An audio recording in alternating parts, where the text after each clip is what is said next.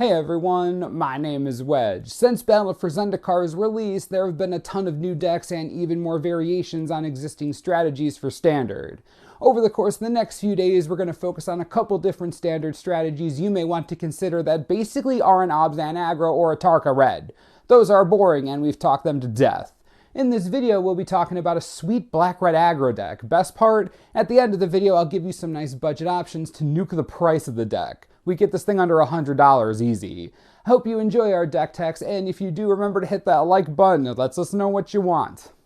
Black-red in its current form can go a few different ways. You can use it as a base and splash white for some Mardu goodness, basically Crackling Doom. You can run mono-red aggro and add in black for fast creatures like Bloodsoaked Champion, or you can do what we're doing and go full dive in the black-red aggro plan, running exactly what you'd think we'd be running. You'll see in a second.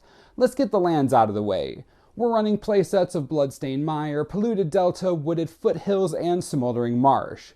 Add in 4 mountains and 4 swamps and you have our 24 land mana base. In a 2-color deck, mana is pretty easy. It's no different here. Let's get to the interesting stuff.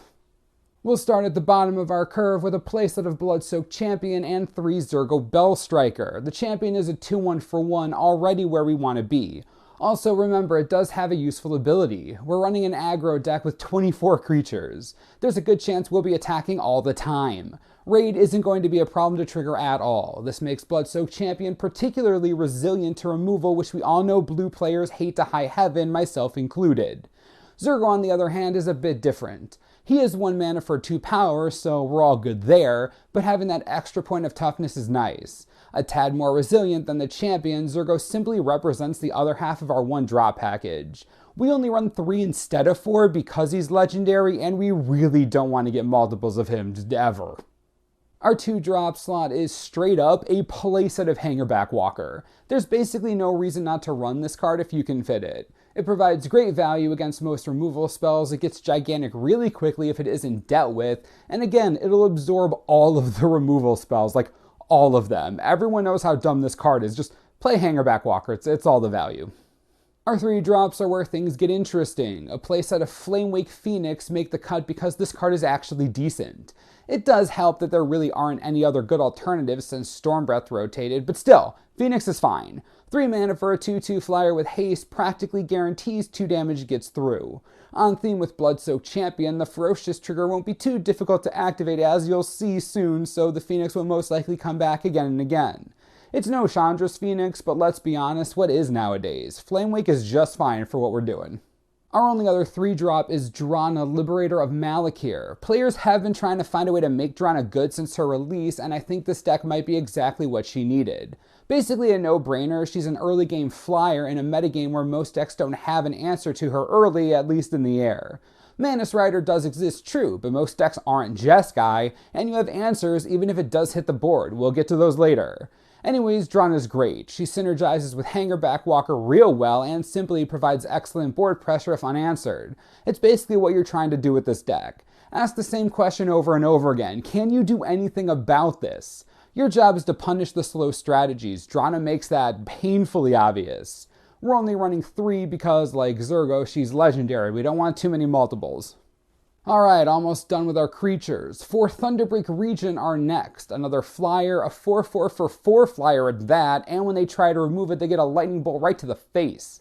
Mass removal isn't a thing in most strategies. A lot of decks will have to target this directly. That's pure value for you. It's that simple.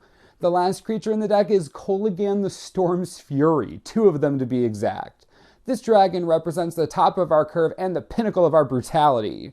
The ability to dash in for 5 mana and thwack for at least 5 thanks to the trigger is really nice, but that trigger is also going to pump our entire team. If everything works out, we may have a Thunderbreak Regent in play to double pump our creatures. 6 dragons are more than 0 after all. Even if Kolaghan comes into play with maybe 2 or 3 other creatures in play, that's still great even if she's dashed in. Drana becoming a 3-2 with First Strike is devastating. Zurgo or the Champion getting 3 or even 4 power is going to be overpowering for most strategies. Kolaghan is the perfect top end for this strategy. Again, if we can play her with a Thunderbreak Regent out, that's just, wow, might be game right there. Moving on to non-creature spells, there are 12 in the deck. We'll begin with our removal spells. Oh wait, that's the rest of the deck. 4 Murderous Cut, 4 Roast, 2 Draconic Roar, and 2 Self-Inflicted Wound. Murderous Cut is in the deck because we're running an aggro deck and it's likely that our yard will fill up with small creatures in no time, making the cut a great play. Roast is a card in our colors that kills Siege Rhino. We good? No, seriously, we good. That's all this needs to do to be relevant to me. It does kill a heck of a lot more, but I mean, it's Siege Rhino, right? Okay. Moving on, Draconic Roar is here as a 2-of, but don't think we're relying on the Dragon synergy. We're really not. It's more there for occasional use. The fact is that we need more ways to deal with Manus Rider for our Drana and Phoenix, along with other problem creatures, of course. Looking at you, Jace. Anyways, the Roar is 2 mana at instant speed for 3 damage. That's par for the course as far as I'm concerned. Our last removal spell, which I'm sure confused you, is Self-Inflicted Wound as a 2-of.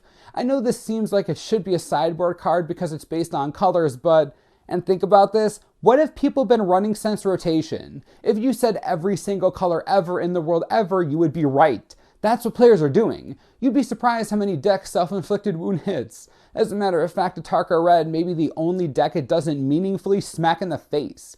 It hits Manus Rider, Monastery Mentor, Siege Rhino, Anafenza. The list goes on and on.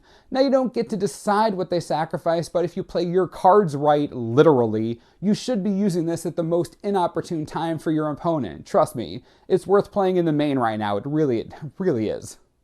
That's it for the main deck. Before we get into sideboarding and budget shenanigans, let's go over what we're trying to do. Okay, ready?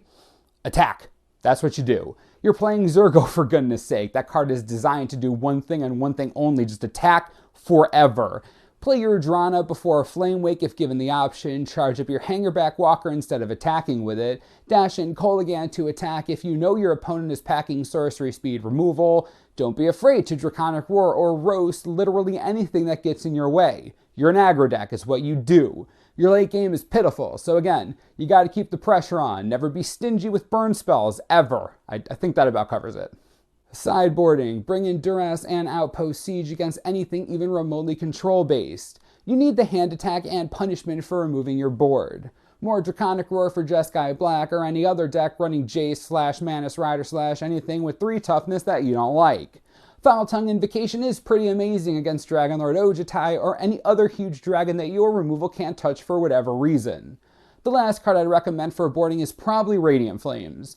Great against other strategies that like to go wide, and if you really want to push the envelope, you can stick a couple off-color lands in your deck to give you more Converge mana. Even if you don't though, Pyroclasm is real good. Finally, budget options. Unlike most decks in the format, you can significantly cut the cost of this deck without neutering its power or efficiency. Don't have fetch lands? No problem. Take all 12 of them out, replace 4 of them with Bloodfell Caves and the other 8 with 4 more mountains and 4 swamps. Don't have Hangarback Walkers. Forerunner of Slaughter is a great budget replacement and is decently powerful in this strategy in its own right. Nothing else in the deck is all that expensive. Drana is still above $5, but barely. Nothing else is too bad. Even if you just replace the lands and Hangarback Walkers like I told you to, this deck becomes super affordable. Easily under $100, closer to $80 actually. I'd say that's pretty good for a strategy hovering between Tier 1 and Tier 2. If you have any other budget options, I'm sure others would love to hear them, so be sure to leave them below. Well, that does it. What do you all think about this black-red aggro deck? I think it's sweet. It's a nice departure from the boring Atarka Red strategies we've been seeing up to this point, and this deck doesn't force you to splash white if you don't want to. You get to play Drana and Kolaghan. I really like it. Let me know what you think in the comments and which decks you would like us to tech next, along with upgrades for this specific strategy if you have any. You know I love hearing what you have to say. As always, subscribe for the latest and most reliable Magic the Gathering information you could ever need. This is the Mana Source. I'm Wedge. Thanks for watching. We'll see you next time.